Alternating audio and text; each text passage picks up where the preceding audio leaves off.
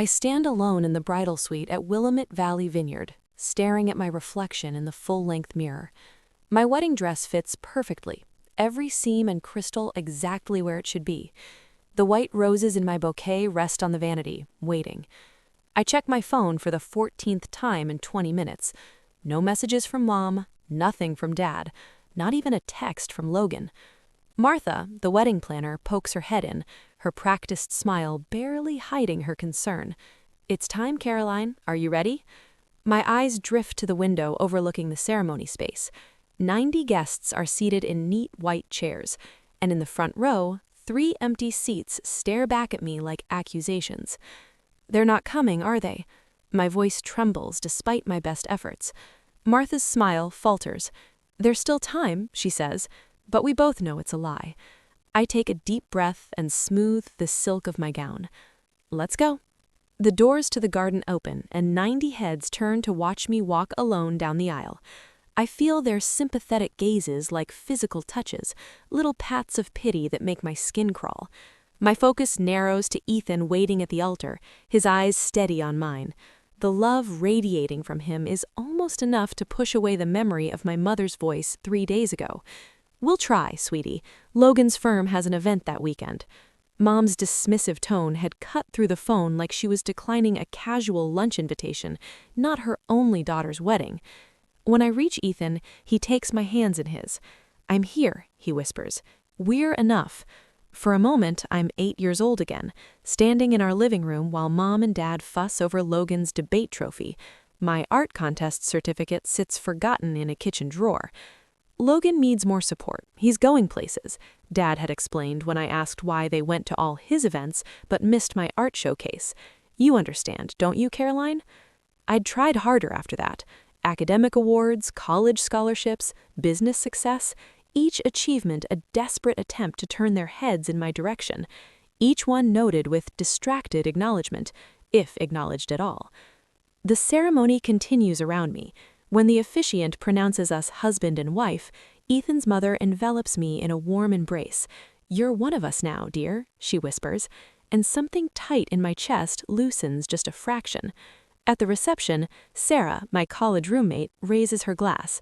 "To finding the family who deserves you," she says, her eyes holding mine with fierce loyalty. The truth of her words hits me like a physical blow. All these years I've been invisible to the people who should have seen me most clearly. When the celebration quiets, I slip away to check my phone one last time. No missed calls, no messages, not even a token congratulations. Ethan finds me there, staring at the blank screen. "They missed something beautiful today," he says. I look up at him, at the man who has never once made me feel like I needed to earn his attention. I set the phone down.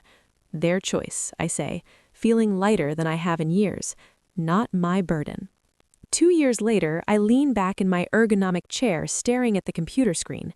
Acquisition of Crescent Motion Studio, finalized at $18 million. 2 years of negotiation, 5 years of building from scratch, and now validation in the form of 8 figures. My team floods in with champagne and plastic flutes. To Caroline, Jen, my creative director, raises her glass.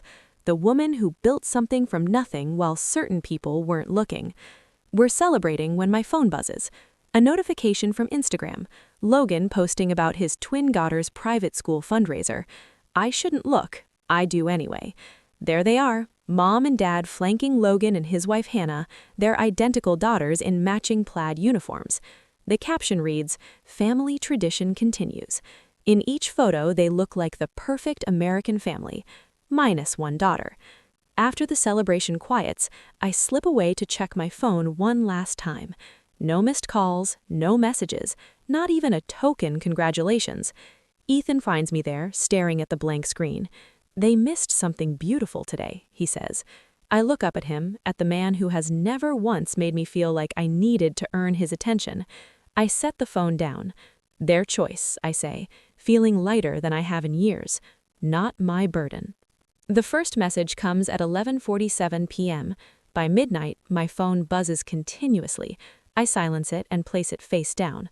Morning brings 6 voicemails from my mother, the progression evident in her tone, from weepy pleas to sharp accusations to threats about what people will think.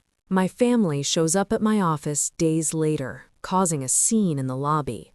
Mom's voice rises. "My daughter is abandoning her family." Security escorts them toward the elevators.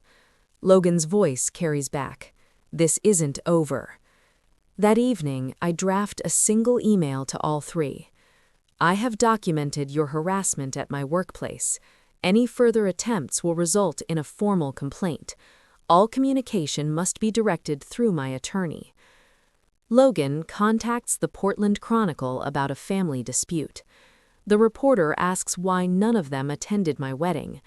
The resulting story paints a picture Logan hadn't intended, of parents absent during milestones, suddenly interested when money appeared. My mother's social media rant generates an unexpected wave of support for me. The community rallies around the Scholarship Foundation instead. The Portland Business Journal requests an interview. "I had a teacher who saw potential in me when others didn't," I tell the reporter. "Ms. Rivera changed my life by simply paying attention. I want to create that opportunity for young women who might otherwise be overlooked." The reporter asks, "Is your family proud?" I meet her eyes directly. My success was built without family support. They weren't at my wedding, my graduation, or when I sold my company. The article appears with the headline, "Self-Made Success Creates Legacy of Support." When news of Logan's house foreclosure breaks days later, the community connects the dots without my saying a word.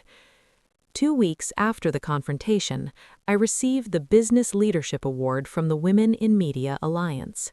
Standing at the podium, looking out at faces that genuinely celebrate my success, I realize the tables have completely turned. The foundation thrives, generating positive coverage beyond Portland. The scholarship committee selects 3 finalists for the first award. I review the work of young women whose teachers noticed their talent when no one else did. The circle completes itself, healing through action rather than looking backward. In the weeks that follow, voicemails pile up.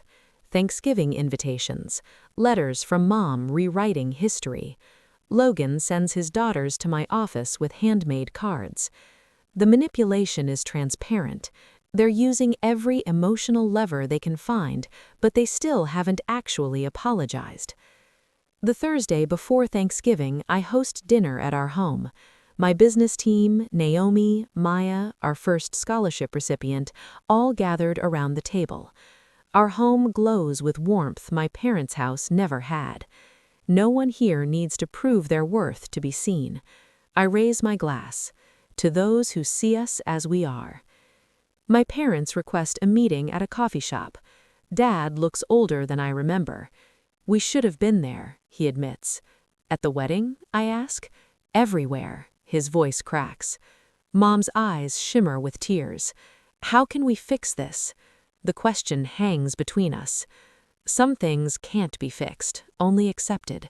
I'm not closing the door forever, but I need accountability, not convenience. I'll consider limited contact after you both start therapy.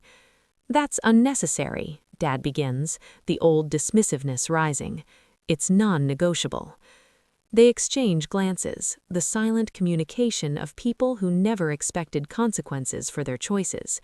When they leave, no agreements have been made. I watch them walk to their car. I drive away without looking back. Freedom replacing obligation in every beat of my heart. I stand in the sunlit studio of the foundation, watching Maya adjust her camera settings. It's been a year since I faced my family for the last time. On the wall behind her, photos document our scholarship recipients' projects, stories they never could have told without the foundation's support. I finished my documentary. Would you watch it with me? When the final credits roll, Maya turns to me, tears brightening her eyes. "You're the reason I believe I can do this." I think of Ms. Rivera, how her belief sustained me through years of family indifference. Now the cycle continues, not of neglect, but of genuine support. Later that week, I accept a Community Leadership Award. Ethan sits in the front row, beaming. There are no empty seats causing me pain tonight. Thank you, I begin. This journey began in invisibility and has led to impact. For years, I measured my worth by the approval I couldn't earn. Now I measure it by what we build together. Driving home through Portland, I pass the coffee shop where I once edited videos on a borrowed laptop. Through the window, I catch a glimpse of my parents on the sidewalk. Our eyes meet briefly. I don't stop. There's no pain in this moment, only peaceful acknowledgement.